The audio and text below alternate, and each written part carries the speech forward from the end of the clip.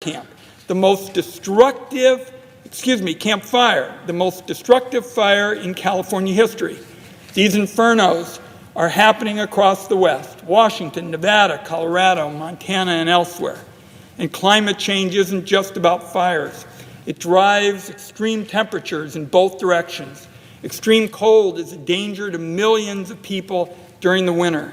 Warmer temperatures in spring and summer bring more rain and more floods to so much of the country.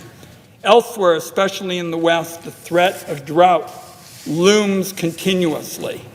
The hurricanes battering the East Coast and Gulf of Mexico are intensifying. It seems like every week another group of prominent scientists warns about mass extinction events, ecological failures, and runaway temperature increases. And there are great economic impacts as a result of all this. Americans, when they face a future of extreme temperatures, bigger storms, and hotter fires, mean that it will cost more money to rebuild a city that's been flooded by a hurricane or burned in an inferno. We're going to see increases in insurance premiums go up when weather-related damage becomes more common. And if you really want to know how serious this problem is, look at these private insurance, premiums. The market is telling us how serious this problem is. It requires more energy to heat and cool homes and workplaces in extreme temperatures. Now, I want to close with just one last point, Madam President, because I think there is a little bit of confusion about the direction the Senate ought to go. Now, I've mentioned that the Green New Deal is really a mission statement. It's a resolution, a sense of urgency that we ought to be all about.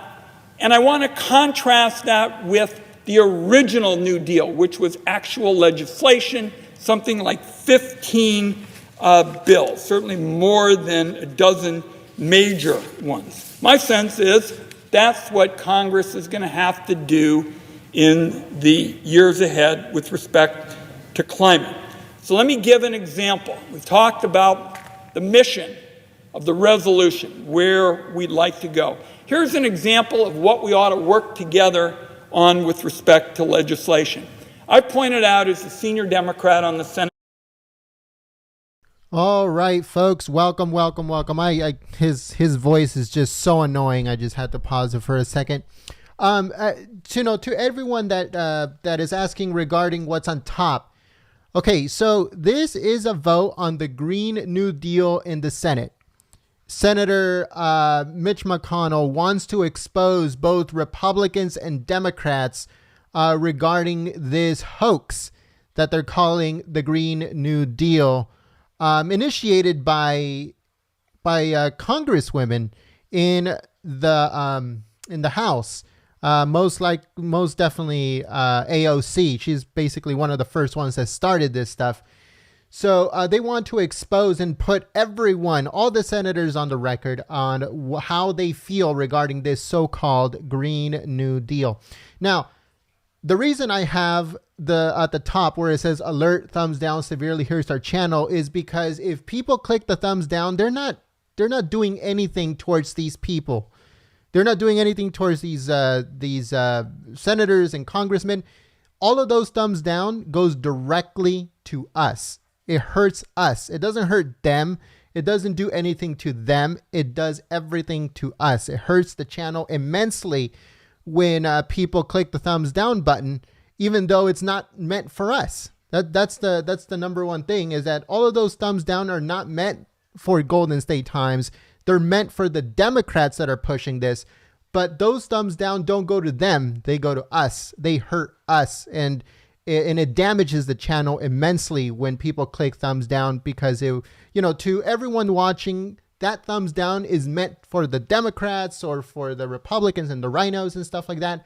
But in reality, it goes, with YouTube, it goes directly to us. So that's why I put alert, thumbs down, severely hurts our channel.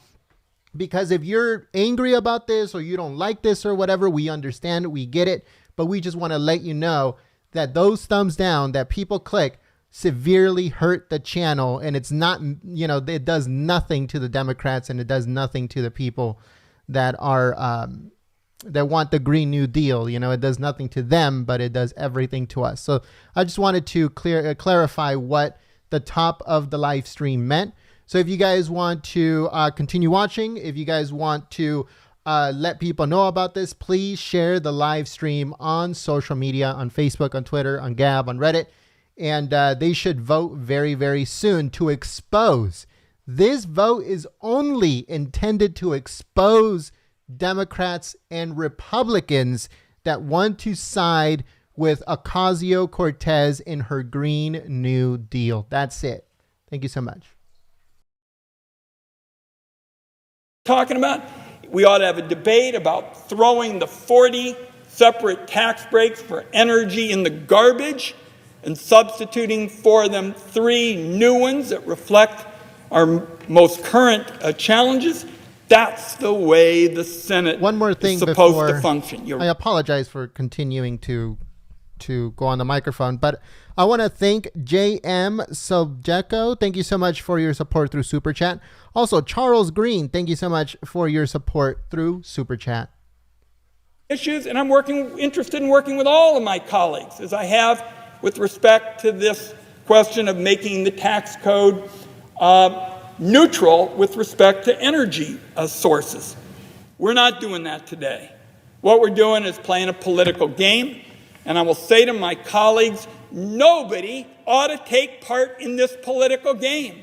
You don't play political games when the consequences for the American people are so serious. You have instead a serious debate about what to do about the serious problem. That is not what is going on. Not what's going on today. And I'm going to close by saying, years into the future, our children and our grandchildren are going to deal with the consequences of inaction. And they're going to look at something like this debate, so-called, because I call it a sham debate, and they are going to be angry. The American people deserve a lot better than this kind of fake debate that is being held on the Senate floor right now. I want to make it clear, as a senior Democrat on the Senate Finance Committee, I am very interested in working with my colleagues on real and bipartisan approaches to deal with this staggering challenge. That's not what we're having today. Our country is going to regret it. I yield the floor. Madam President. The senator from Iowa.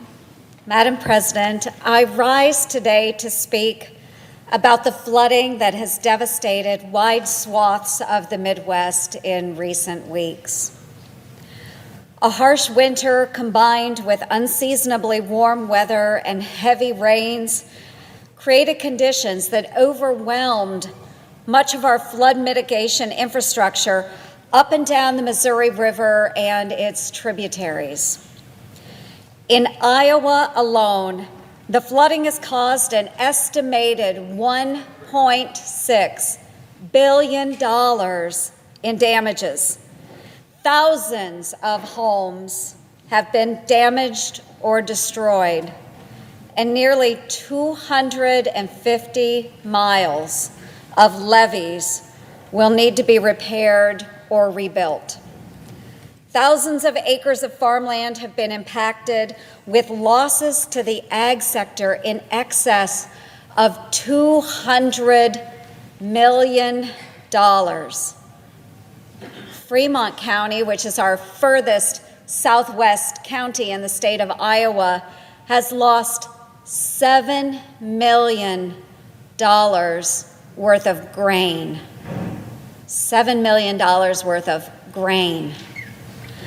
I spent much of last week on the ground in Iowa, visiting hard-hit areas of the state and meeting with local, state, and federal officials. In my years as a member of the Iowa National Guard, I was on the front lines of several of our major flood events, including the 2008 Cedar Rapids flood and the 2011 Missouri River flood. I can tell you that what I witnessed in this flood event was the worst flooding and destruction that I have ever witnessed. The devastation is simply incomprehensible, with the most severe damage concentrated in Iowa's westernmost counties. I've spent most of my life in southwest Iowa, so it's particularly close to home for me. When I toured the affected communities last week and on this past Sunday, the folks I met with weren't just Iowans, and they weren't just constituents. Many of them were friends that I have known for a very long time. In this part of the state, down there in southwest Iowa, I'm just as likely to be called Joni as I am Senator Ernst. It was heartbreaking to see what these folks have gone through. And again, they're not just constituents. These people are family and friends to me. It will take a lot of hard work and determination to get our communities back up on their feet. But you know what, folks? Iowans are a resilient people, and I know that they are up to the task. Since the first signs of trouble over a week ago, our state and local emergency response teams have been working together seamlessly around the clock to keep our Iowans safe. I credit Governor Reynolds and her office for quickly gathering damage assessments from all around the state in order to make a strong case to the president that a federal disaster declaration was warranted. I also want to thank President Trump for recognizing the gravity of the situation on the ground in Iowa and for swiftly approving our request. Nearly 60 of Iowa's counties will now have access to much-needed federal assistance. In the near term, our focus is on recovery efforts, and I will do everything in my power to make sure Iowans have every bit of the help that they need. We need to get our farms and small businesses back up and running as soon as possible so Iowans can do what they do best, and that's work hard and take care of their families. But as we move forward, I intend to review the Army Corps of Engineers policies and closely examine how they were applied throughout this flood event. It's important that we study and learn from events like this so that we can try to prevent these types of devastating events from happening again in our future. And once again, I just want to say what a heartbreaking and devastating event that this has been for so many of our Iowa counties, our Iowa families, and our Iowa businesses. My thoughts and prayers are with each one of them as we move through this event. God bless you all. Of course, God bless our great state of Iowa and our great United States. We are there for you. We are there with you. Thank you, Madam President. I will yield the floor. All Madam right, President. folks. Senator from Massachusetts. Hold on, before we put this lady, I just wanted to let you guys know that if anybody is clicking the thumbs down button, the thumbs down button is not for the Democrats. It's not for people that want the Green New Deal. It goes directly to us. So if you click the thumbs down button, you are not disliking what you're watching. You're disliking Golden State Times. So just letting you guys know, folks, the thumbs up and thumbs down button directly affect us. It doesn't affect the Democrats. It doesn't affect people voting for the Green New Deal. It doesn't affect anybody except us. We are the ones that get penalized, and we get our live streams thrown to the bottom of the barrel. We get shadow banned. We get demonetized. So all of those thumbs down button that people are putting on the chat, that is affecting directly Golden State Times, and it's affecting severely our channel. So just letting you guys know, because if you guys click the thumbs down button, you guys are doing nothing to the Democrats. doing nothing to all these people voting for this ridiculous bill. But you guys are, anybody that's clicking the thumbs down button is severely damaging the channel. So thank you so much. If you guys switch it over from thumbs down to thumbs up, because like I said, it's not for the Democrats. It's severely damaging this channel. And that's the reason why we don't cover a lot of this stuff, is because people click the thumbs down button and then it severely hurts the channel. And we want to cover it, but YouTube has a policy, it has a algorithm that if people click the thumbs down button, then, you know, the channel gets severely damaged. It's just the way it is. So thank you so much to anyone and everyone that is clicking the thumbs up button instead of the thumbs down, because the thumbs up and thumbs down buttons directly affect us. They're for us. They're not for what you're watching. Just letting you guys know. Thank you. Colleagues, I say that our biggest problems have to be our top priorities. Instead of protecting big fossil fuel companies that continue to guzzle the polluting fuels of the past, we need bold vision and forward-looking leadership. I support a Green New Deal that will aggressively tackle climate change, income inequality, and racial injustice. I thank my colleague and my friend and good partner, Senator Markey, for leading the fight on this issue. You know, this is not the first time America has faced a so-called impossible challenge.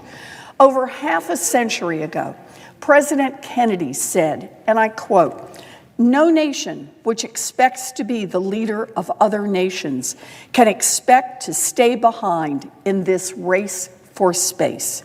And he added, quote, "We mean to lead it."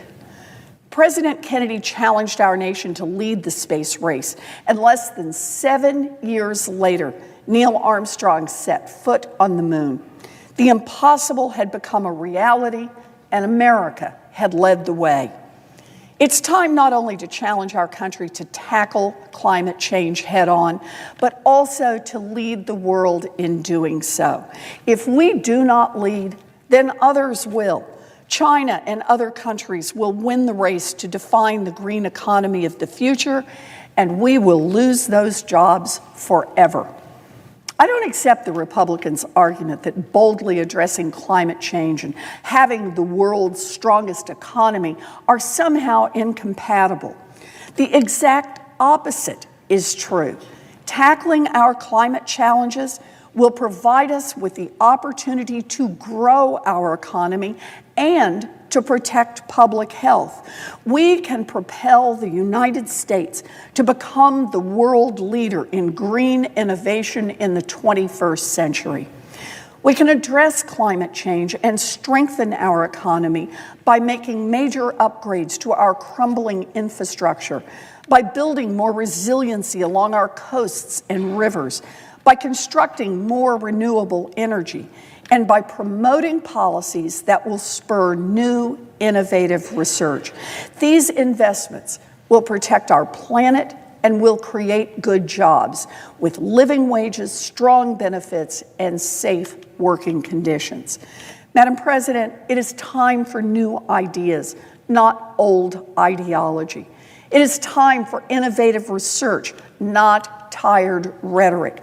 It is time for groundbreaking science, not political stunts. It is time to roll up our sleeves and get to work on climate solutions, because this crisis is upon us and it is time to act. Thank you, Madam President. I yield the floor. Madam President. The senator from Hawaii. Madam President, I come to the floor today to denounce the Majority Leader's sham debate on the Green New Deal. Let's be clear. The Majority Leader did not call this resolution up for a vote because he thinks climate change is an urgent threat to our country. In fact, he has opposed nearly every congressional effort to confront the climate crisis. The Republican Party's political and financial ties to the fossil fuel industry are well known. This latest effort to attack senators demanding action on climate change with cries of socialism is reminiscent of the Red Scare, in my view. Give me a break. The Green New Deal is an aspirational plan to combat climate change create high-paying jobs, and develop a more sustainable economy that allows communities, families, and individuals to thrive. This isn't radical. This isn't socialism. This is basic common sense. The truly radical position is the majority leader's insistence that we stick our heads in the sand, follow the lead of the corporate-backed interests funding Republican campaigns, and do nothing to tackle climate change. The status quo might benefit the majority leader, the Republican Party, and their allies in the fossil fuel industry, but it's deeply dangerous for our country. Climate change is already impacting our lives and damaging our economy. Annual weather-related natural disasters have more than tripled worldwide since the 1960s. When scientists at the Mauna Loa Observatory on the Big Island of Hawaii first confirmed that carbon dioxide levels in the atmosphere were steadily rising due to the burning of fossil fuels. According to the National Oceanic and Atmospheric Administration, NOAA, the United States has sustained 139 weather and climate disasters, beginning with Hurricane Katrina in 2005, where damages exceeded $1 billion. The total cost of these 139 disasters, nearly $1.1 trillion.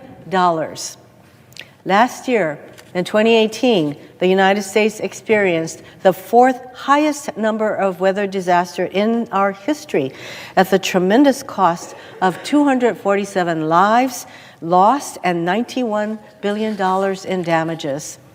In Hawaii, last year we registered record-breaking flooding on Kauai and Oahu that resulted in more than $125 million in damages. That storm generated the largest 24-hour rainfall accumulation in American history at nearly 50 inches on Kauai's North Shore in a very short period of rainfall time. Residents of the Commonwealth of the Northern Mariana Islands also felt the devastating impact of Typhoon Yutu, the worst storm to hit any part of the United States since 1935. It certainly isn't a coincidence that 2018 was also the fourth hottest year on record, surpassed only by 2016, 2015, and 2017. And we've already seen the devastating cost of climate-driven disasters in the first 3 months of 2019. 11 days ago, Tropical Cyclone Idai devastated Mozambique, Zimbabwe, and Malawi, killing hundreds of people. It is already being called one of the worst weather-related disasters ever in the Southern Hemisphere. Closer to home, the Missouri River has already set record levels of flooding in Nebraska, Iowa, and South Dakota. Under current estimates, this historic flooding in the Midwest will cost at least $3 billion in damages to roads, farms, homes, and businesses. According to Texas A&M University climate scientist Andrew Dessler, climate change is exacerbating the flooding, saying, quote, "You can think of climate change as steroids for these rain events," end quote. And more is on the way. According to the Spring Weather Outlook, NOAA released last Thursday, more than 200 million Americans are at risk for some kind of flooding, with 13 million of them at risk of major inundation. Given the increasing intensity and frequency of severe weather events, many more states and communities will need disaster relief, something we're about to vote on later this week. And that's something we cannot and should not play politics with, disaster relief. Every community impacted by natural disasters should receive assistance in the upcoming supplemental appropriations bill, including Puerto Rico, the Northern Mariana Islands, and other trust territories. While these extreme weather events will continue to impact local communities and the American economy, climate change also threatens our national security. Like a large majority of the American people, senior national security officials and Department of Defense officials understand we can't just follow the majority leader's example and stick our heads in the sand to avoid the painful truth of climate change. In 2017, for example, then Secretary of Defense James Mattis told the Senate Armed Services Committee that, and I quote, "Climate change is impacting stability in areas of the world where our troops are operating."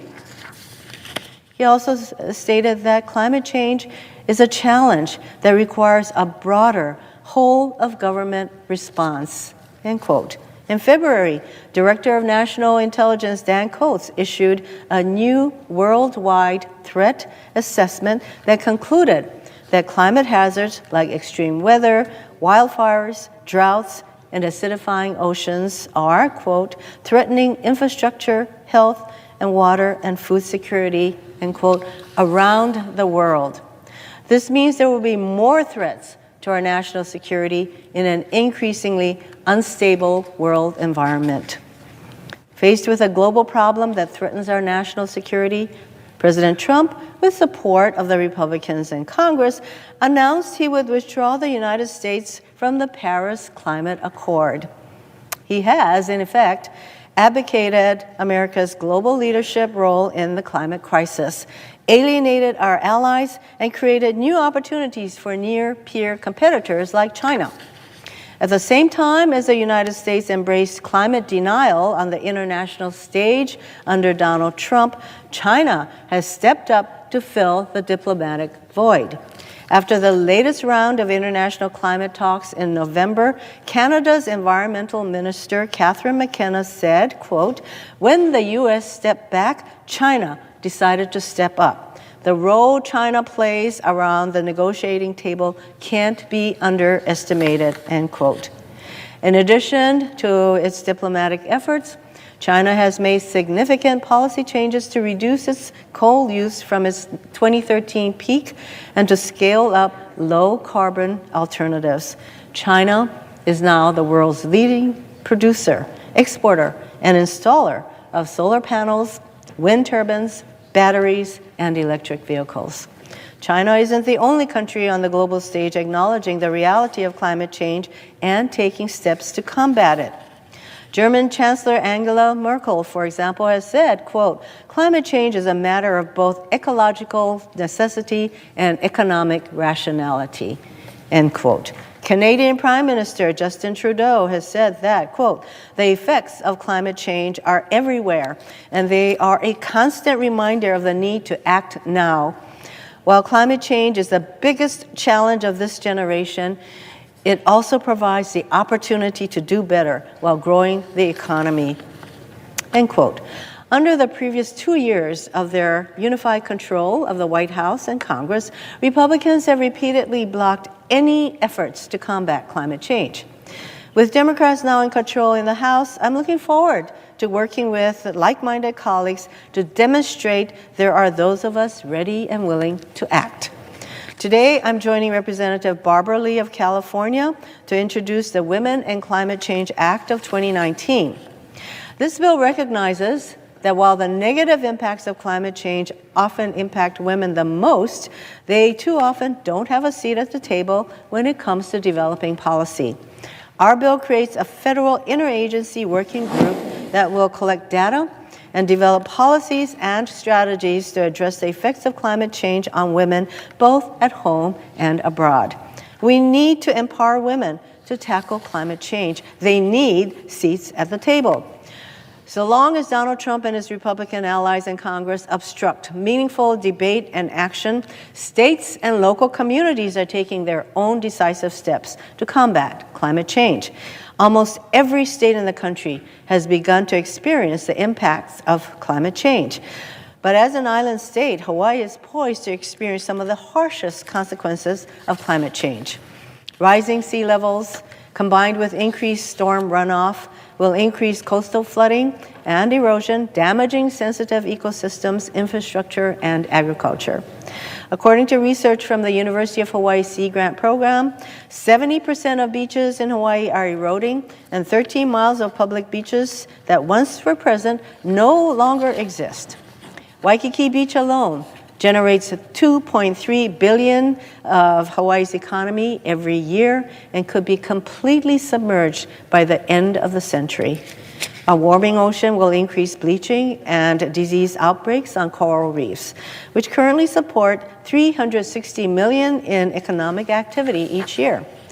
For Hawaii, a sea level rise of 3.2 feet, which could happen as early as 2060, will result in $20 billion in damage, the chronic flooding of 38 miles of major roads, 25,000 acres of land, and 6,500 structures rendered unusable or lost, and 20,000 residents displaced. The prospect of such widespread climate change-driven devastation has spurred the state of Hawaii to action. We have made a commitment to become carbon neutral and generate 100% of our electricity from renewable energy sources by 2045. And we became the first state to separately ratify the Paris Climate Agreement. 18 states and Puerto Rico have since followed suit. In addition to efforts at the state level, local communities, families, and landowners are taking their own steps to cope with the threat of climate change and adapt as necessary. Last week, I met with National Park Service officials, members of the National Alakahakai Trail Association, local government representatives, non-government organizations, and community partners, including Native Hawaiian lineal descendants, to learn how they are implementing what they are doing to lead community-based approaches to trail management and how the issue of climate change is threatening national treasures on our coasts in Hawaii. During my visit, members of the Kailapa Community Association created a plan to cope with decreased rainfall, coastal erosion, and other impacts on the ahupua'a, or division of land, that they've lived on for more than 12 generations. Families and communities in Hawaii understand the threat of climate change and are demanding we take decisive action to combat it. Donald Trump and Republicans in Congress should muster the political courage to do the same. But that is not happening anytime soon, quite the contrary.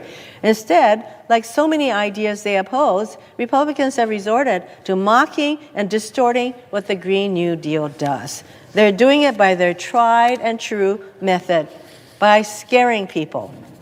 Donald Trump and the majority leader have invested a lot of time in attempting to justify their claim that the Green New Deal is going to ban air travel. What? The senator's time has expired. Let me conclude by saying that the Green New Deal is aspirational. To say that it's going to result in everyone stopping meat eating, it's like, what the heck? These are so-called facts that the opponents and the climate change deniers are saying about the Green New Deal is laughable, coming from the very people who deny the scientific fact of climate change. So I could go on, but obviously my time is up. We'll have more to say as we continue this so-called sham debate. But let's not continue to stick our heads in the sand. And because I'm going to need to, and I would like to submit for the record some remarks, a letter written by an 11-year-old girl in Hawaii who spoke at a climate change rally in Hawaii, and she was so articulate, and she said, this is like experiencing World War III for the young people. Senator's they time demand has the adults in expired. the Senate to do something about it and save Senator's time has expired. and address climate change in an appropriate way. Thank you.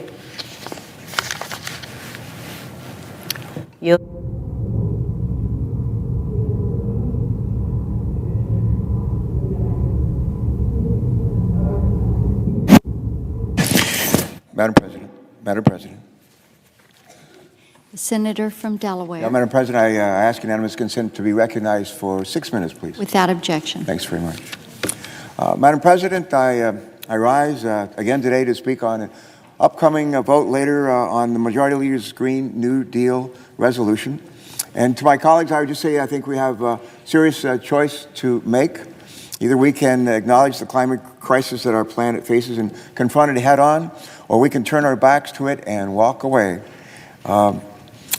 I think the clock is ticking and we need not to walk away. And while a clear majority of Americans is calling on Congress to work together and address climate change, a number of our Republican colleagues, not all, have chosen to devote their time to deriding the Green New Deal instead of acknowledging the 800-pound gorilla in the room and crafting an action plan to do something about it while we still have time. Madam President, I'm going to ask unanimous consent to offer a very simple resolution here in a few minutes. And I think my friend here from Wyoming is here to probably reserve the right to object to that, which is his right. But it's a pretty simple resolution. There's 3 parts to it. And the first part of the resolution that I'll be offering is that climate change is real. Second part of the resolution is we as human beings have a lot to do with this problem. And the last part of it is we ought to do something about it. We includes the United States Congress. And I've been asked a fair amount today about, well, what should we do about it? What should we do about it? And if you look at the Green New Deal, the first part of the Green New Deal, especially the findings, gives a pretty good roadmap that I think we ought to seriously consider. And I would just suggest some items that have come up before the Environment and Public Works Committee in recent weeks and months. Hearings that we've held could also help us figure out what the Congress might want to do about it. If we think climate change is real, and I do, and I think most of us do, and it's becoming a more urgent matter, not a less urgent matter. But what are some of the things we can do? I'll mention a few. I think most people believe that carbon dioxide that contributes to climate change, and that is true. There are other pollutants that are a lot worse in respect to climate change than carbon. I want to mention a couple of them. One of them is black carbon. Where does black carbon come from? It comes from diesel engines. Think trucks, cars, locomotives, trains, boats. And if you've ever been at a traffic intersection and you have these big diesel trucks, they pull away from the traffic intersection, huge plumes of black smoke appear as they pull off. They include black carbon. Black carbon is more than 100 times more dangerous in terms of its climate potential than regular carbon dioxide. We have American-made technology that can be placed on diesel engines, all diesel engines, there's millions of them, to reduce by 90% those emissions, 90%. And we have a program called Diesel Emission Reduction Act, which helps to fund and make available monies for states and local governments and all and private businesses to reduce their diesel emissions, especially black carbon. That's one. 2, corridors. We have corridors that think about a national highway system in this country, and think about through most of our national highway system, we don't provide for charging stations for vehicles that have batteries, electric vehicles. We don't have fueling stations for vehicles that are powered by hydrogen, and in conjunction with fuel cells create motivation and movement for all kinds of vehicles. We need to put money into tax credits and grants for fueling stations for hydrogen and for charging stations for electricity. We have an electric vehicle credit which is expired, and it needs to be, or about to expire, it needs to be extended. So the people in this country, when they're thinking about buying a vehicle, will consider buying an electric vehicle which doesn't put out any carbon dioxide, nitrogen oxide, mercury, or CO2. Another thing we can do is provide an investment tax credit, which Susan Collins and I have proposed doing for some time, where for the first 3,000 megawatts of offshore wind that are deployed, the investment gets a 30% investment tax credit. That's one thing we can do. Our chairman of our Environment and Public Works Committee is here, and he and I believe that another good idea, and we're joining this by Republicans and Democrats, is to develop the technology, which we think is very promising, that enables us to literally pull carbon out of the air, not out of a smokestack, but literally out of the air and turn it into something more useful. That's something we can do. We had a hearing, I think, on legislation. I think it was called the Nuclear Energy Innovation. Actually, I don't have the last name of this, but it's NEIC capabilities. That's what it is. Nuclear Energy Innovation Capabilities Act. And part of what we want to do is instead of running nuclear power plants and ending up with a whole lot of spent fuel, be able to have technology that the heat is so high in those nuclear plants that it use most of the spent fuel. And instead of having it stacked up around the country, we use it up and we create electricity from it. Two more things and I'm done. HFCs, hydrofluorocarbons, which replaced CFCs. CFCs put a hole in the ozone. They're a coolant, they're a refrigerant. CFCs put a hole in the ozone. They were replaced by HFCs. HFCs didn't put a hole in the ozone. Better for the ozone layer. Not good for climate change. Now we have a follow-on product called successor to HFCs. Good for the ozone layer. Good for climate change. And we ought to make sure that we pass a treaty here in this body so we can actually use that technology. Finally, the last thing we can do is provide for our auto industry something they're asking for. The senator's time has expired. I asked for 30 more seconds, please, Madam Without President. objection. Thank you.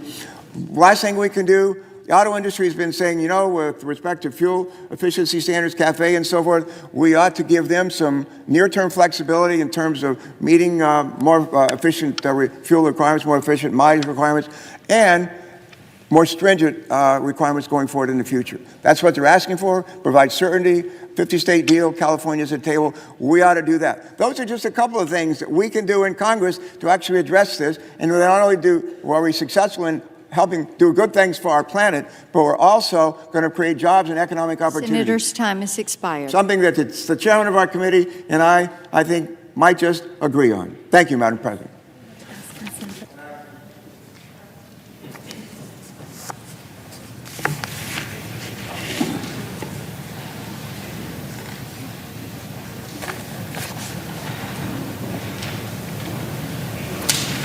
All right, folks, welcome. If you just joined us this very second, we'd like to welcome you and thank you for choosing Golden State Times as your stream of choice. They're going to be voting on the Green New Deal in just a few minutes, folks. It's slated to start at 1 p.m. That's Pacific, 4 p.m. Eastern, but give or take 15 to 20 minutes. You will notice when all the senators start coming into the Senate floor that the vote for the Green New Deal is going to happen within the following few minutes. So make sure you guys stay tuned live here at Golden State Times. Thank you so much. Objection is heard. Madam President. The senator from Wyoming. Thank you, Madam President. Madam President, many Democrats have called climate change the greatest challenge of our time. Representative Ocasio-Cortez in the House, she is the Green New Deal's lead sponsor. She calls climate change, she says, our World War II. She said, the world is going to end in 12 years. The world is going to end in 12 years, she said, if we don't address climate change. Senator Schumer said that climate change is an existential threat. When the Green New Deal was introduced just last month, Democrats lined up to support it, to co-sponsor it, to agree with it. Senator Markey of Massachusetts called it the kind of generational commitment, he said, that we need to transform our economy and our democracy. Look, every Democrat senator running for president of the United States is a co-sponsor, every single one. When Leader McConnell called for a vote on the new Green Deal, Senator Schumer said, go for it, bring it on. Said it right here on the floor of the United States Senate. Presidential candidate Senator Amy Klobuchar of Minnesota, she agreed, saying that she would vote yes. That's how she said she would vote yes. We'll see what she does today. Well, Madam President, today the Senate will vote on the Green New Deal. All senators will have a chance to go on the record, a chance to show whether they support this radical approach. But it sounds like rather than voting for the Green New Deal that they introduced and they co-sponsored, it sounds like some Democrats are trying to run away from a vote on something that they have previously embraced. If so many Democrat Party leaders support the Green New Deal, why aren't they willing to vote for it and stand up behind it today? The answer is obvious. The Democrats are ducking the vote. But why? Well, the answer is pretty simple, Madam President. The Green New Deal is unaffordable, it is unworkable, and it is unpopular. When you add up all of the costs and the 10-year price tag of $93 trillion, that's enough to bankrupt America. The cost is astronomical. It would hit every American really hard, about $65,000 per family per year. That would empty just about every bank account in America. And I believe it would drive a stake right through the heart of our strong and healthy and growing economy. The Green New Deal would massively increase the role of government in our lives and the size of government, the expense of government.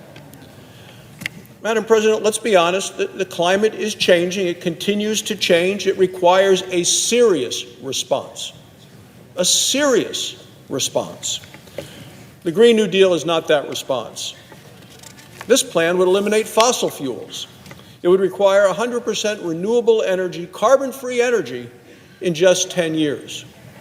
Well, the goal is to meet all of our energy demands in the United States through, quote, clean, renewable, and zero-emission energy sources. Well, we need more renewable energy.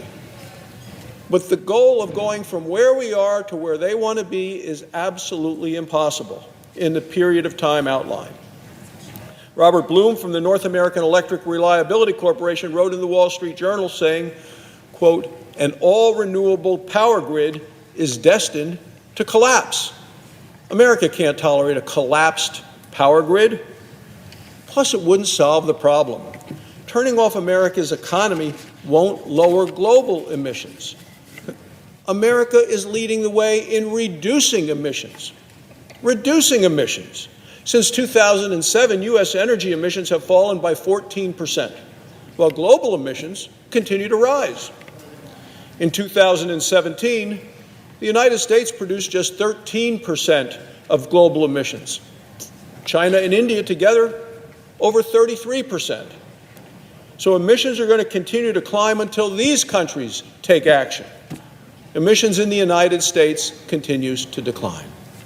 Shutting down our energy would also harm American workers. That's why major labor unions oppose the Green New Deal.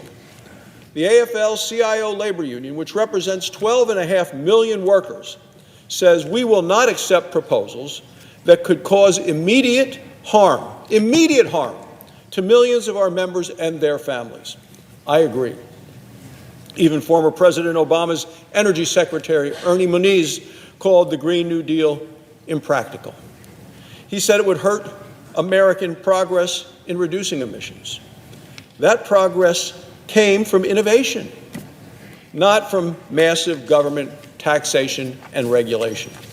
So Congress must continue to support technologies like nuclear power and carbon capture and utilization, things that we know make a difference.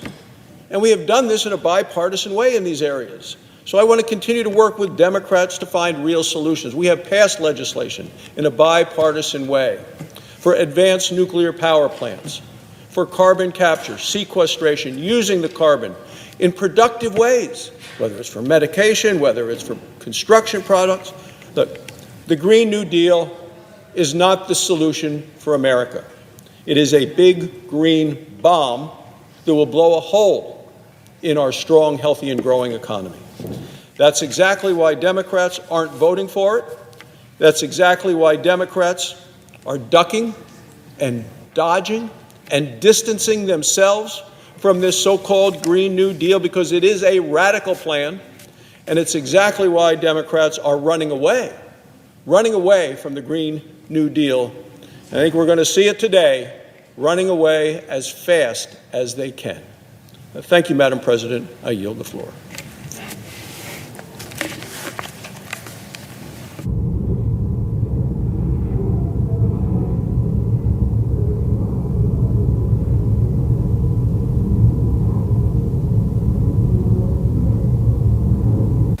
Oh, he's here. Madam President, The senator from New would York. my friend from Wyoming who mentioned my name yield for a question or three? Madam President, I know the vote is scheduled at 4 o'clock. I'd ask I'm happy unanimous to answer consent. a question. Okay. And I Now, understand that this. my friend from Wyoming said, I said, bring on the vote on the Green New Deal. I did. Not because I think it's a smart thing to do, it's a stunt, but it would finally get us to talk about climate change, something the other side has not done. So I'd ask my colleague 3 questions. I was gratified to see Leader McConnell answered them for the first time at his press conference. Does the senator from Wyoming believe climate change is real? Does he believe it's caused by human activity? And does he believe Congress ought to do something about it? Those are my 3 questions. I'd hope I could get a direct answer since my name was invoked. Well, thank you, Madam President. As a matter of fact, and I would say to my friend, the senator from New York, he asked me those 3 identical questions on this floor about 2 or 3 weeks ago. And my answer today is the same as it was then, and you're welcome to go back to the congressional record. And I recommended to the senator from New York an op-ed I wrote in the New York Times in December that said, yes, I do believe that climate change is real. And yes, I believe that humans contribute to it. And yes, I believe we have a responsibility to do something about it. And I highlighted the role of innovation, not taxation or regulation, in coming to those solutions. I highlighted legislation that has passed the Senate Environment and Public Works Committee and even signed into law by the President. Something called the Future Act that works on capturing carbon dioxide and using it productively. We talked about a bill called the Use It Act, which is now coming through the committee. We are working on it as bipartisan support, passed last session, didn't get all the way to a signature. We talked about the future of nuclear power, the advanced nuclear power plans that are being done, and we've paved the way for the Nuclear Regulatory Commission to do things because nuclear power has 0 emissions. These are bipartisan pieces of legislation passed overwhelming support by the Senate, the House, signed by the President, and these areas, both carbon capture and nuclear power works, are things that actually President Obama's Secretary of Energy, Ernie Moniz, testified to the Senate Energy Committee are the 2 things that actually can work at scale. And anything else that the United States, I would tell you, does unilaterally will not contribute to a solution because emissions from the United States are only 13% of all the emissions in the world. So, Madam President, I would once again recommend to the senator from New York an op-ed that I had written about dealing with climate change through innovation, not regulation or taxation.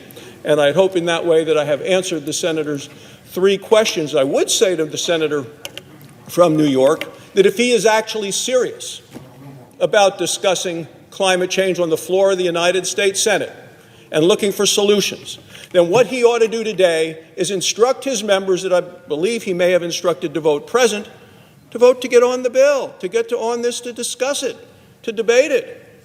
But it doesn't sound like even the co-sponsors are willing to stand up and vote for something that they have co-sponsored. A dozen of them had done it. 3 of them were leading a rally, Madam President, outside the steps of the Capitol within the last couple of hours, with one senator chanting about what about the Green New Deal and having a vote on it, and when do we want it, and the crowd is chanting now. It'll be instructive to see if that senator, and one of these was a candidate for president, see how they vote when their name is called, as the roll is called here, on today's vote on the Green New Deal. The Democratic leader. Thank you. First, I thank my colleague from Wyoming. Now he knows why I've said bring it on. We are finally getting even people like the senator from Wyoming to admit that climate change is real, it's caused by human activity, and we should do something about it. And if we could have an open debate on climate change, that would be great. That's not what's happening today. The senator from Wyoming talks about the contradictions of the senator outside. How about the contradictions of the Republican Party and the senators here putting a bill on the floor that they're going to vote no on? Let's put the bill that the senator from Wyoming asked for, and let there be an open amendment process, and let's see where people fall. All we are asking for is not a sham vote. where every people who put the bill on the floor are voting no because they don't want to have a debate, but rather a real discussion and real debate and real amendments. And so I would say this, Madam President. Earlier today, even better than having the senator from Wyoming finally admit climate change is real and caused by human activity, the Republican leader did when asked by the press at his gathering. The whole plan of the Republican leader here is backfiring. We want a discussion on climate. We haven't had one major bill on the real issues of climate come to the floor, led by the leader, where we can have open debate. Not one. So now we're finally beginning to debate it. That is great. We're not going to stand for sham bills that the other side is all voting no on. They know what a trick and joke and sham that is. So does all the American people. But we are finally talking about the issue, and that is great. Because climate change is not a joke, it's not a hoax, it's a crisis. And that's why we're doing these things. So right now, Madam President, here's something else we could do. Let's see where our Republican colleagues are if they want to have a real debate. I am calling for the creation of a Senate Select Committee on Climate Change. It's a crisis. Ask the farmers in Iowa and Nebraska and Kansas if they think it's a crisis.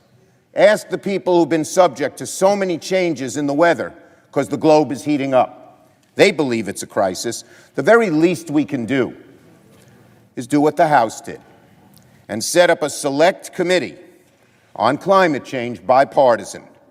The committee could be partners with the House committee, and we might actually get something done, not sham votes that everyone knows are a joke, a political joke.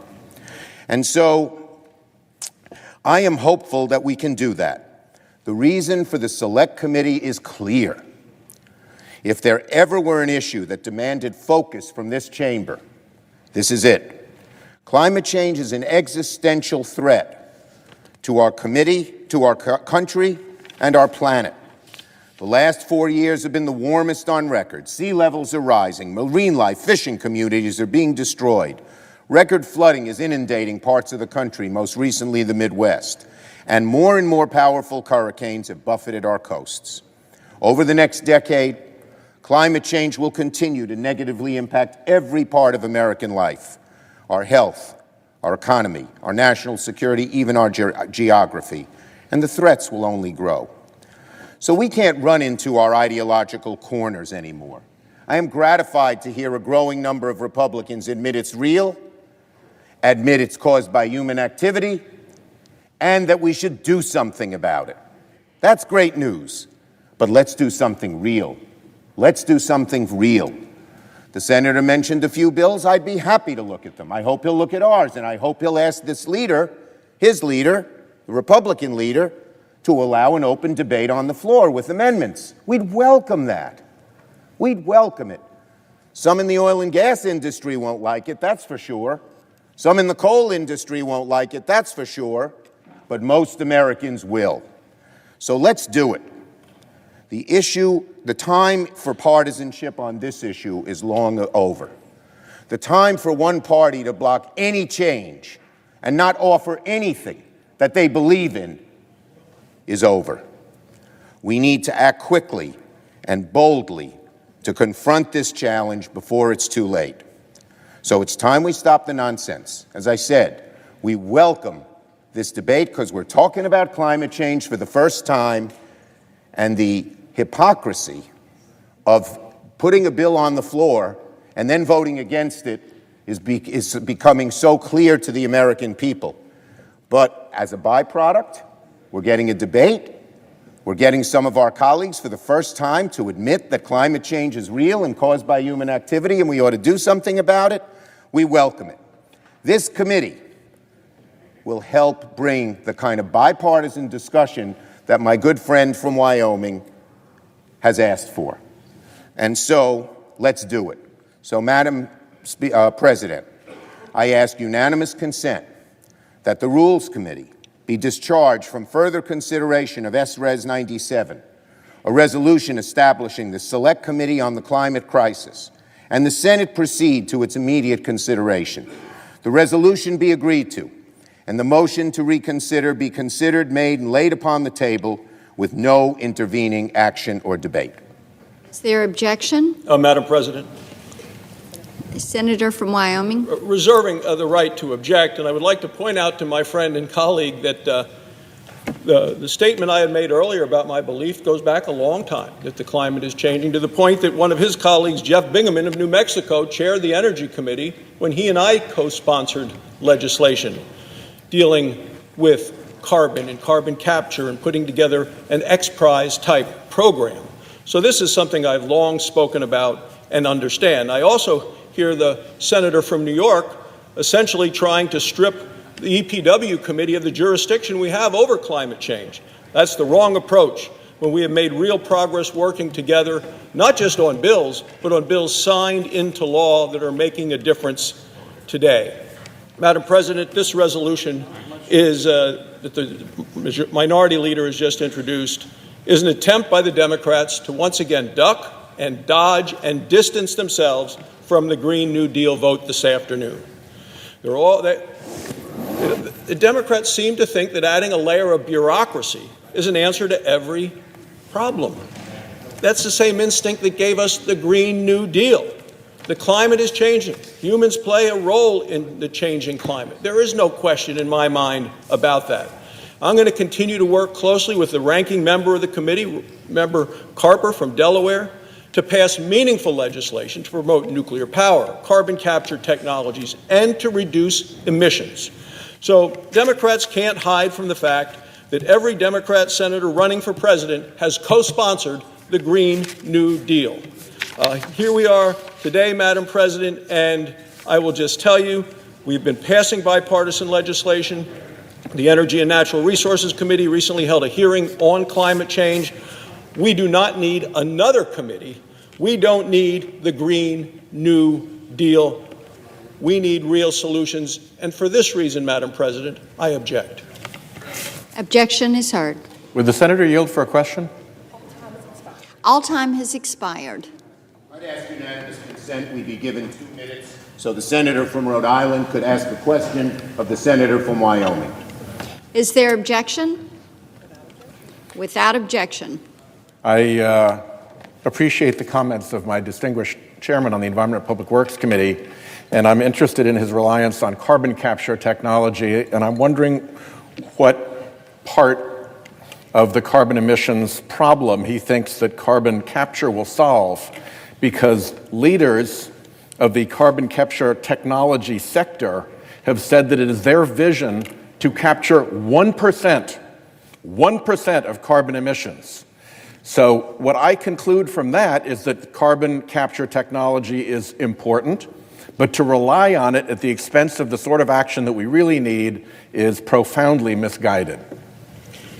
Well, Madam President, I know the time has expired. I would say we've had a hearing on this within the last couple of weeks. We've had an expert come who is in this specific area of carbon capture to show how much more effective the technology has become. This is something I started working on 10 years ago. It is something that researchers around the world are committed to because we're finding a value in that carbon to create products that can be used either medically or for construction. The University of Wyoming has an integrated test center right next to a coal-fired power plant. And the technology is there to take the carbon dioxide right from the stack and use it. Some for enhanced oil recovery, some for production, and they're continuing to work. And I believe in the science of all of this. Certainly there are the climate alarmists who are out there, Madam President. And it does seem that what they want to do is act immediately, drastically, and unilaterally in ways that will not solve the problem. It will hurt our country. It will hurt our economy. It will move the lifeblood of the United States economy to foreign countries. And I will do everything I can to make sure that that doesn't happen. Thank you, Madam President. I know the time has expired, and I go back to regular order and the call for the vote. Thank you. I'm interested in the other 99%.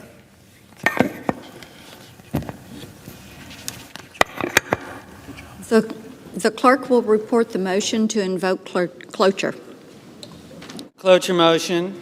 We, the undersigned senators, in accordance with the provisions of Rule 22 of the Standing Rules of the Senate, do hereby move to bring to a close debate on the motion to proceed to calendar number 27, S.J. Res. 8, a joint resolution recognizing the duty of the federal government to create a Green New Deal, signed by 17 senators. By unanimous consent, the mandatory quorum call has been waived. The question is it the sense of the Senate that debate on the motion to proceed to S.J. Res. 8, a joint resolution recognizing the duty of the federal government to create a Green New Deal, shall be brought to a close? The yeas and nays are mandatory under the rule. The clerk will call the roll. Mr. Alexander, Ms. Baldwin, Mr. Barrasso.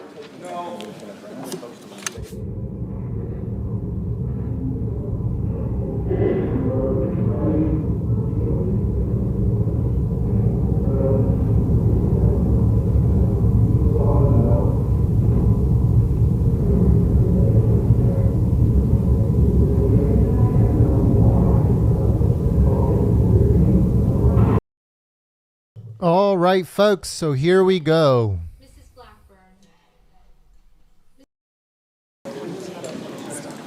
Mr. Blunt. Mr. Booker. Mr. Bozeman. Mr. Braun. Mr. Brown. Mr. Burr.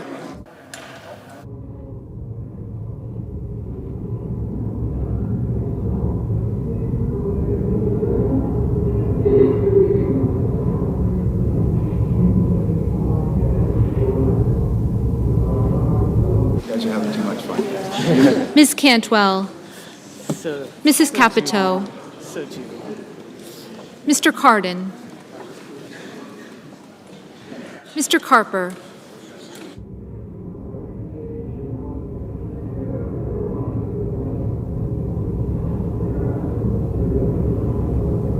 Mr. Casey,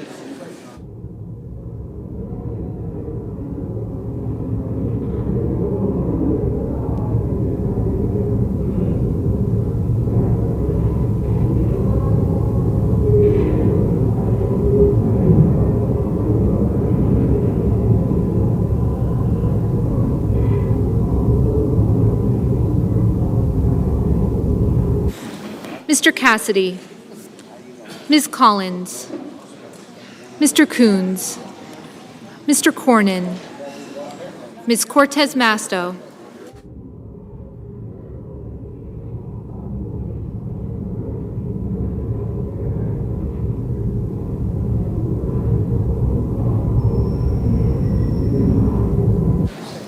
Mr. Cotton, Mr. Kramer, Mr. Crapo,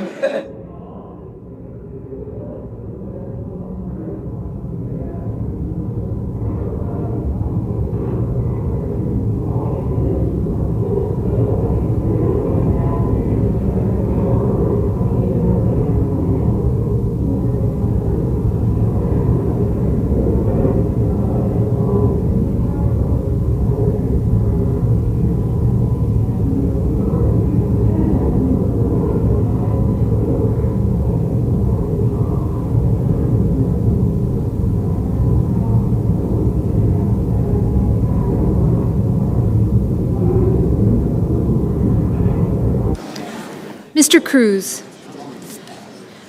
Mr. Daines, Ms. Duckworth, Mr. Durbin, Mr. Enzi, Ms. Ernst, Mrs. Feinstein, Mrs. Fisher, Mr. Gardner, Mrs. Gillibrand, Mr. Graham, Mr. Grassley, Ms. Harris, Ms. Hassan, Mr. Hawley, Mr. Heinrich,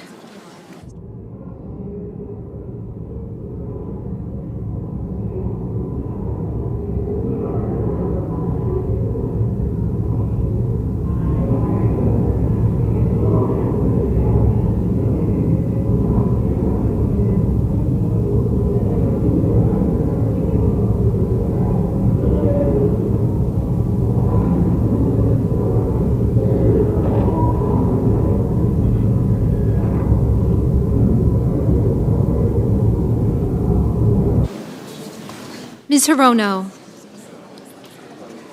Mr. Hoven,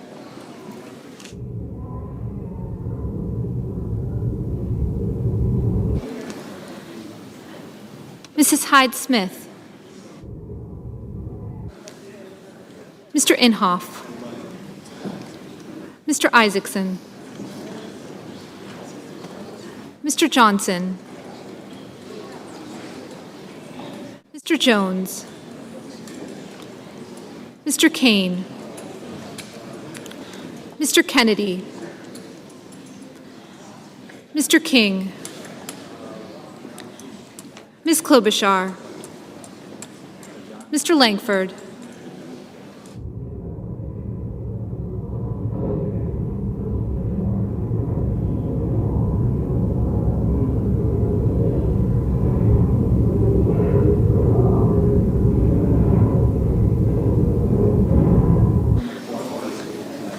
Mr. Leahy, Mr. Lee, Mr. Manchin, Mr. Markey, Mr. McConnell, Ms. McSally, Mr. Menendez, Mr. Merkley, Mr. Moran, Ms. Murkowski, Mr. Murphy, Mrs. Murray,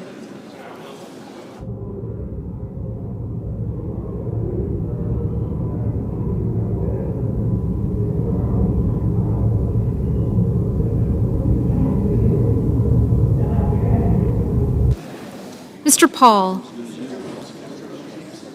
Mr. Perdue, Mr. Peters,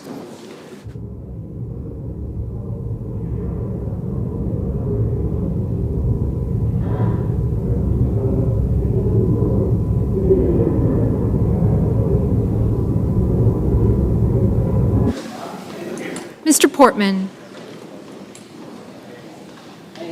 Mr. Reed, Mr. Risch,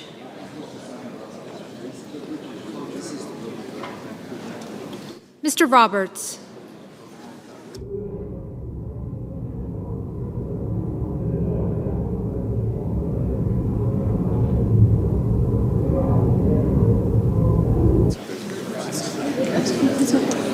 Mr. Romney, Ms. Rosen,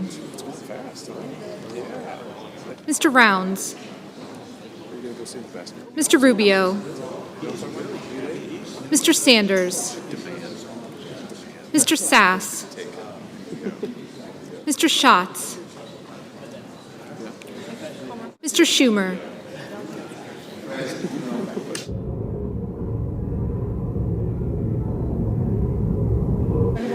Mr. Scott of Florida, Mr. Scott of South Carolina,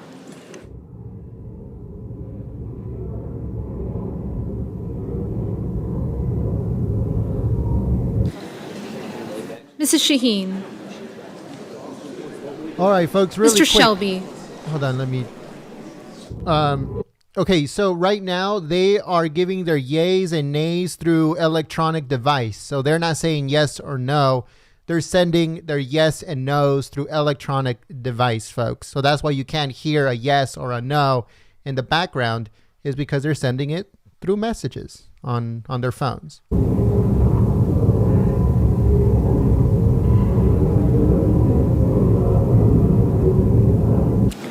Ms. Sinema, Ms. Smith, Ms. Stabenow, Mr. Sullivan, Mr. Tester, Mr. Thune, Mr. Tillis, Mr. Toomey, Mr. Udall, Mr. Van Hollen,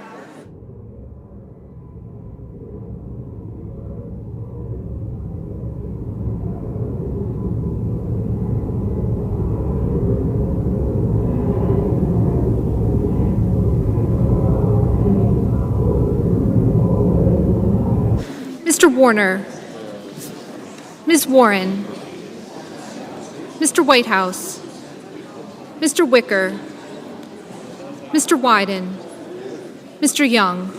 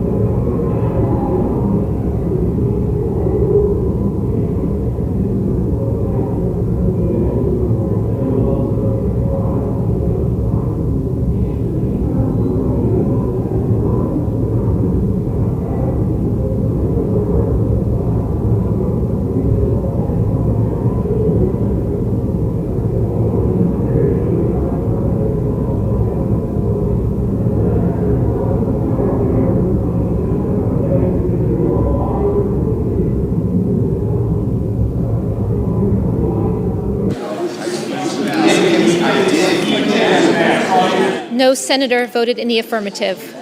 Senators voting in the negative: Alexander, Barrasso, Blackburn, Cornyn, Enzi, Graham, Hawley, Hyde-Smith, Isaacson, Langford, Roberts, Rounds, Scott of Florida, Sullivan, and Young.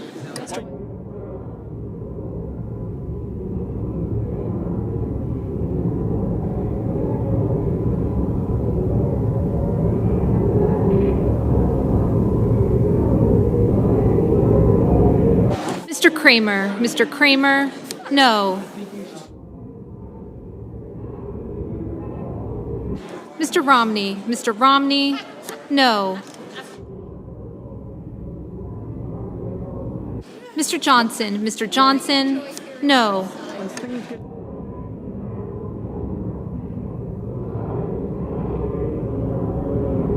Mr. Portman, no.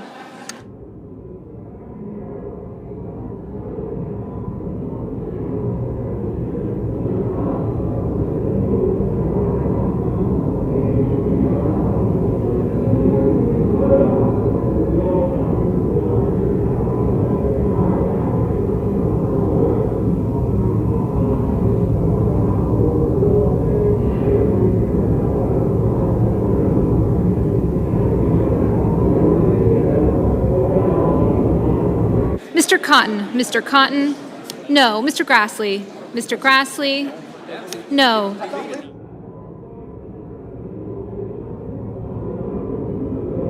All right, folks, as you guys can see, the yes votes are 0. Mr. Sass, no.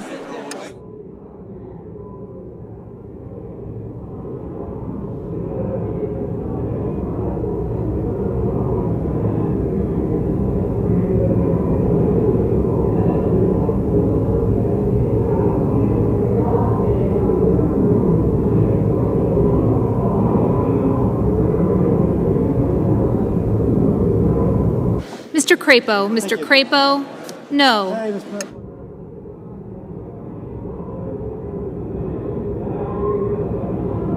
Ms. Ernst, no.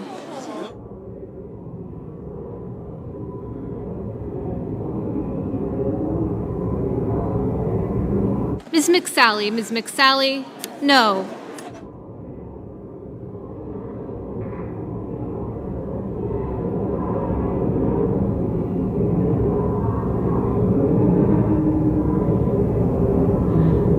Mr. Cassidy, no.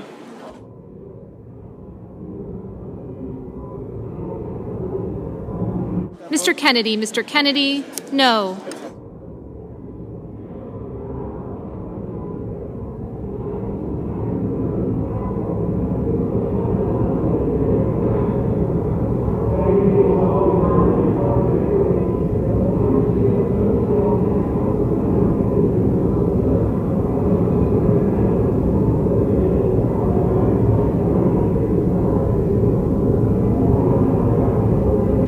McConnell. Mr. McConnell, no.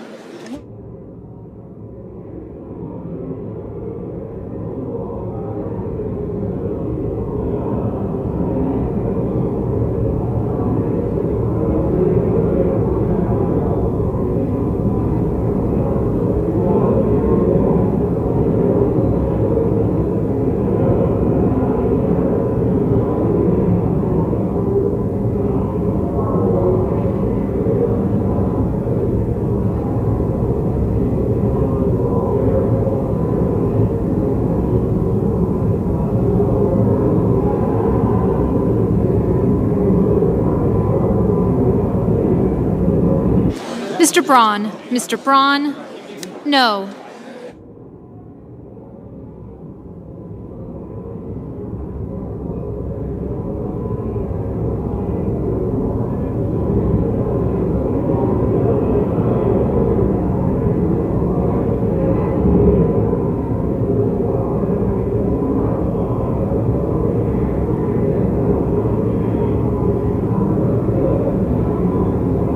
Mr. Lee. Mr. Lee, no.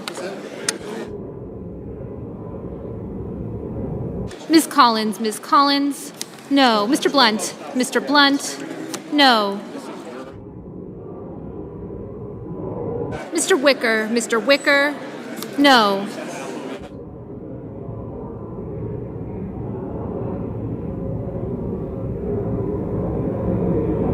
Mr. Daines. Mr. Daines, no.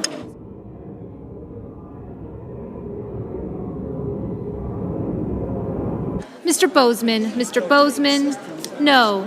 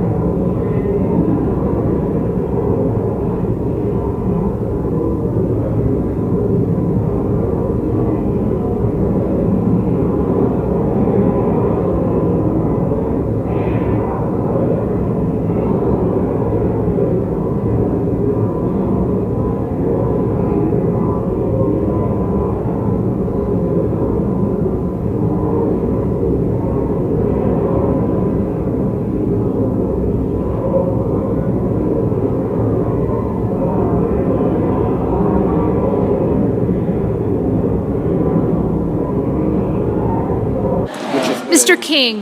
Mr. King, no.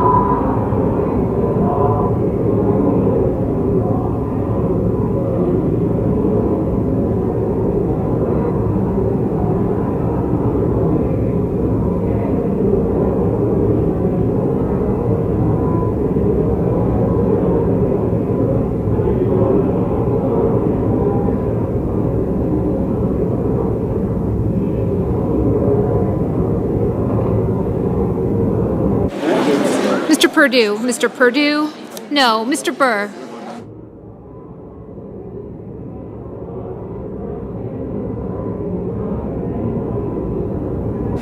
Mr. Burr, no.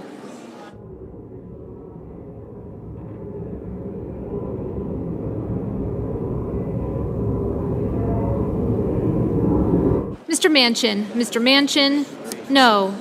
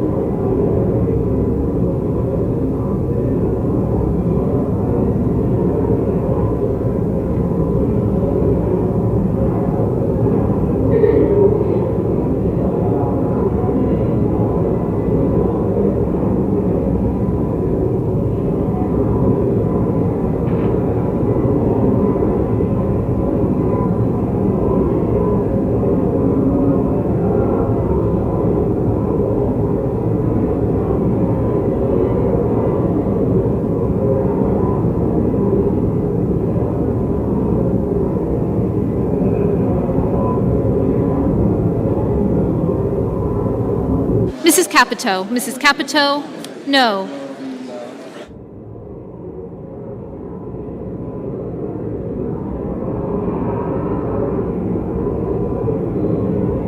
Mr. Scott. Mr. Scott of South Carolina, no.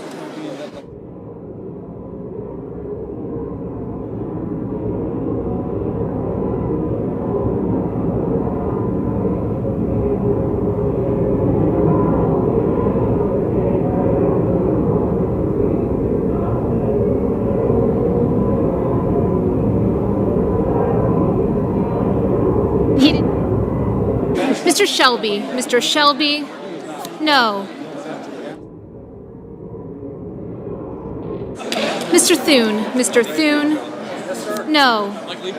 Mr. Inhofe. Mr. Inhofe, no. Mr. Tillis. Mr. Tillis, no. Mr. Gardner. Mr. Gardner, no. Mr. Toomey. Mr. Toomey, no.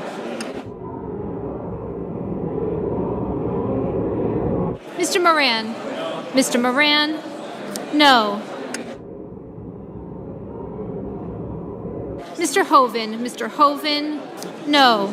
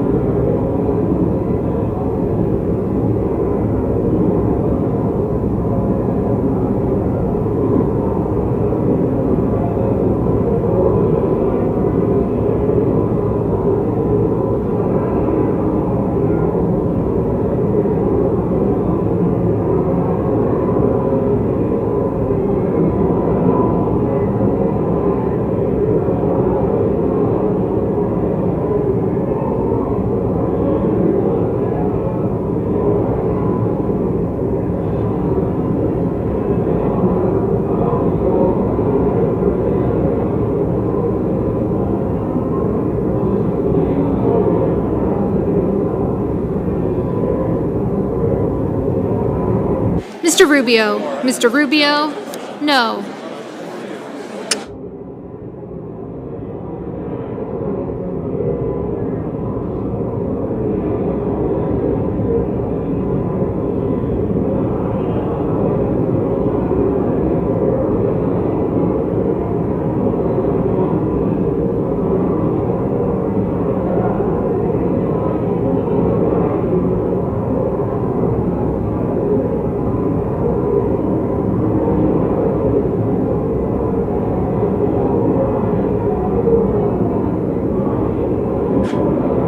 Mr. Jones. Mr. Jones, no.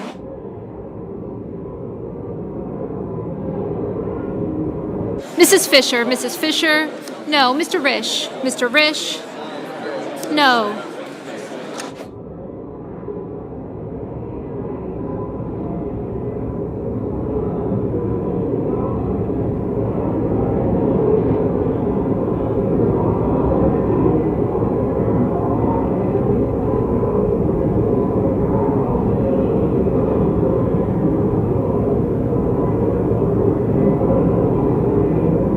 Miss Cinema. Miss Cinema, no.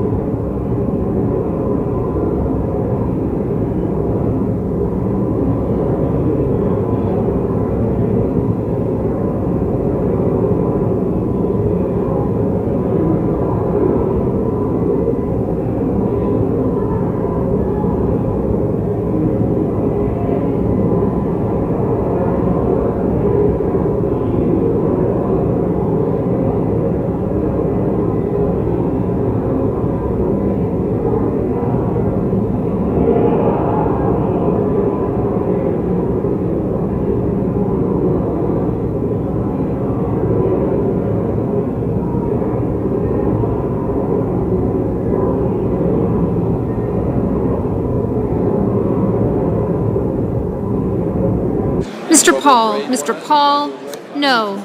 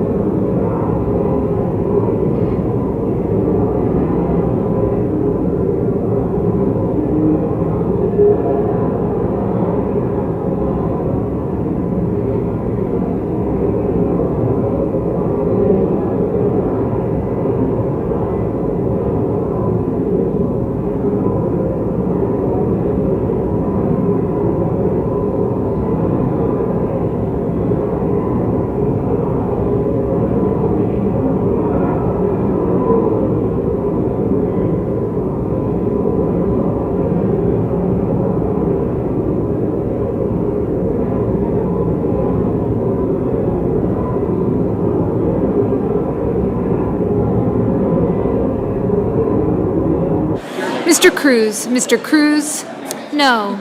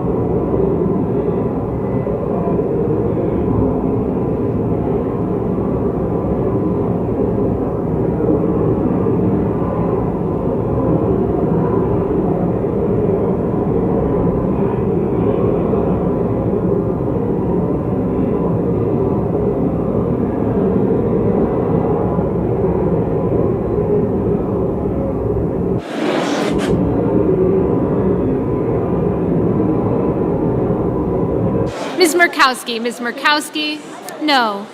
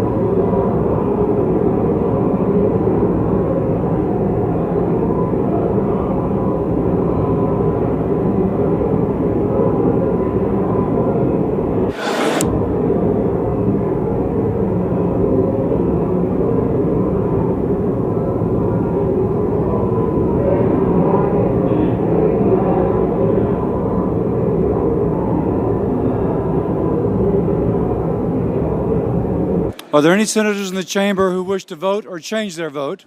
Seeing none, on this vote, the yeas are 0, the nays are 57, and 43 senators responded present. 3/5 of the senators duly chosen and sworn not having voted in the affirmative, the motion is not agreed to.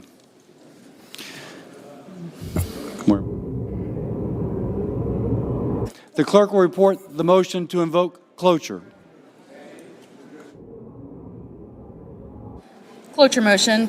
We, the undersigned senators, in accordance with the provisions of Rule 22 of the Standing Rules of the Senate, do hereby move to bring to a close debate on the motion to proceed to calendar number 15 to H.R. 268, making supplemental appropriations for the fiscal year ending September 30th, 2019, and for other purposes. By unanimous consent, the mandatory quorum call has been waived. The question is it the sense of the Senate that debate on the motion to proceed to H.R. 268, an act making supplemental appropriations for the fiscal year ending September 30th, 2019, and for other purposes, shall be brought to a close? The yeas and nays are mandatory under the rule. The clerk will. All right, folks. So as you guys can see, the Green New Deal got struck down by the Senate, and most likely it will never come up again. So that's what happens, folks. That's what happens with toxic legislation like the Green New Deal. They were basically forced to vote no because everybody knows how ridiculous the Green New Deal was, even the Democrats. So Chuck Schumer and other Democrat leadership let go of the leash a little bit on the rest of their, on the Democrat senators, and they were able to vote whichever way they felt they needed to vote, which was no. So 57 no's, 0 yeses for Ocasio-Cortez's Green New Deal, the Democrats' Green New Deal. Thank you so much for choosing Golden State Times as your stream of choice. If you guys liked our coverage, make sure you click the thumbs up button and also subscribe to this channel if you are new. We uploaded 2 videos today, so if you guys want to check them out, make sure you go on our channel.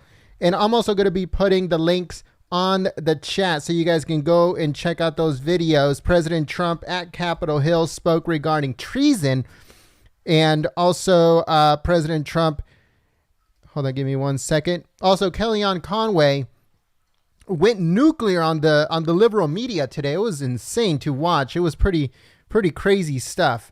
So she just went on full attack mode because the mainstream media wants to continue the narrative, and everybody now knows that the whole Russia thing was 1,000%, not 100%, 1,000% a hoax. So if you guys want to check out those videos, I'm putting the link on the chat. Make sure you guys head over there, give it a thumbs up, and share it on social media. Once again, the Green New Deal has been struck down by the Senate. 57 no's to 0 yeses. And that's basically what we thought it was going to be. A lot of Democrats were very, very scared of being on the record as voting yes on this Green New Deal vote. And that's exactly what Leader McConnell wanted to accomplish. He wanted to expose both Republicans and Democrats that were intended to vote yes on this very, very controversial Green New Deal. But as you guys can see, it got struck down 57 to 0. So now we move on from this craziness and we continue. Right now, members of Congress are addressing the media regarding the meeting with the president on trade. So we're going to be uploading that at a later time. Also, Secretary of State Mike Pompeo is meeting with Egyptian Minister Shokori, I hope I said that right, in Washington. So make sure you guys stay tuned for that. If you guys would like to help out Golden State Times continue operation here on YouTube, all you have to do is just click the join button right below the video or the link in the description below. And with your contribution, you can help out Golden State Times continue operation here on YouTube, be uncensored and stuff like that. If you guys join, you guys will be able to use our emojis, our custom emojis. Also, a Trump hat will come up next to your name every single time that you type on the chat or on the comment section of our videos. So if you guys want to join, if you guys want to support Golden State Times and support the free press, if you guys believe in what we do and you guys like our coverage, we encourage you to join us by clicking the join button right below the video. And that way, you know, you get your Trump hat right next to your name. You get to use the emojis. You get to help out Golden State Times continue operation here on YouTube. Your name will come up on a ticker at the bottom of our live streams and videos. So bunch of good stuff. Other perks are going to be rolling out very, very soon. We'll be updating everyone on that. So thank you so much for your consideration and joining and becoming a sponsor of Golden State Times and supporting the free press and believing in us, which is the most important part, folks, because everyone that has joined us as a member believes in Golden State Times and wants to help us basically go up against the mainstream media, especially now that the Trump rallies are going to start, you know, ramping up. There's going to be one Trump rally this week. It's happening on Thursday from Grand Rapids. President Trump is having a rally this week, this Thursday, starting at 4 p.m. Pacific, 7 p.m. Eastern, live from Grand Rapids, Michigan. And make sure that you guys join us because we are going to be streaming it live here at Golden State Times, just like always. So make sure you guys join us. Don't forget to click the link that I am putting in the chat. If you guys already saw it, awesome. But if you haven't seen it, the president talking, delivering a speech at Capitol Hill. So make sure you guys go over there and check it out. Click on the link that I am putting on the chat. Also, click the join button and read all about becoming a member of Golden State Times and helping us out. That way we stay free, uncensored, and we continue operation here on YouTube. Thank you so much, folks. I hope to see you guys here next time. Peace.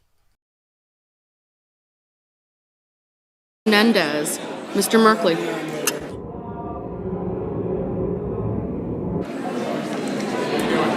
Mr. Menendez, Mr. Merkley, Mr. Moran.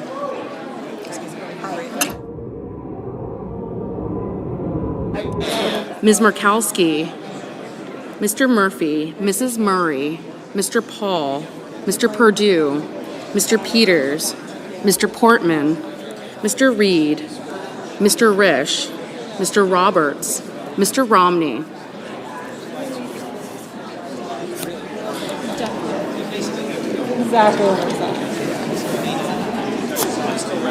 Ms. Rosen, Mr. Rounds, Mr. Rubio, Mr. Sanders, Mr. Sass, Mr. Schatz, Mr. Schumer, Mr. Scott of Florida, Mr. Scott of South Carolina, Mrs. Shaheen, Mr. Shelby, Ms. Sinema, Ms. Smith, Ms. Stabenow, Mr. Sullivan, Mr. Tester, Mr. Thune, Mr. Tillis, Mr. Toomey, Mr. Udall, Mr. Van Hollen, Mr. Warner, Ms. Warren, Mr. Whitehouse, Mr. Wicker, Mr. Wyden, Mr. Young.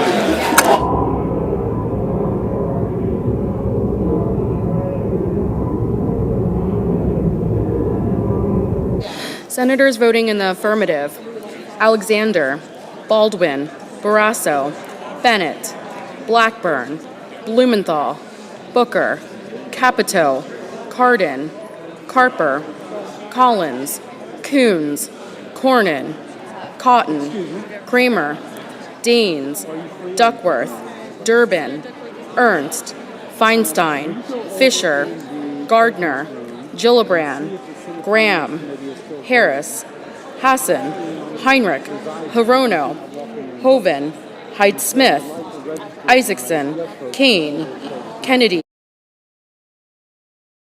All right, folks. So we are going to be shutting the live stream down. The votes that you guys are hearing right now is just amendments for the new budget deal, and there's really nothing much that is very crucial about it.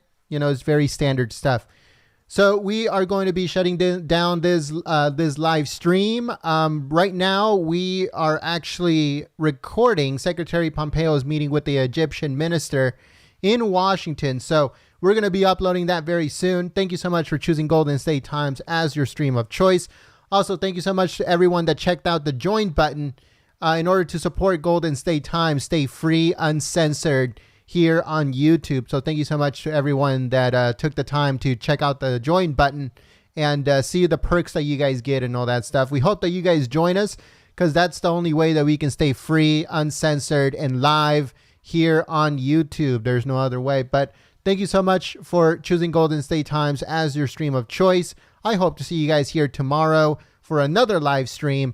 Don't forget, there is a Trump rally on Thursday, 4 p.m. Pacific, 7 p.m. Eastern, live here at Golden State Times. So make sure you guys join us. We're going to be there live. So I hope to see you guys there. Thank you so much, and I'll see you soon. Peace.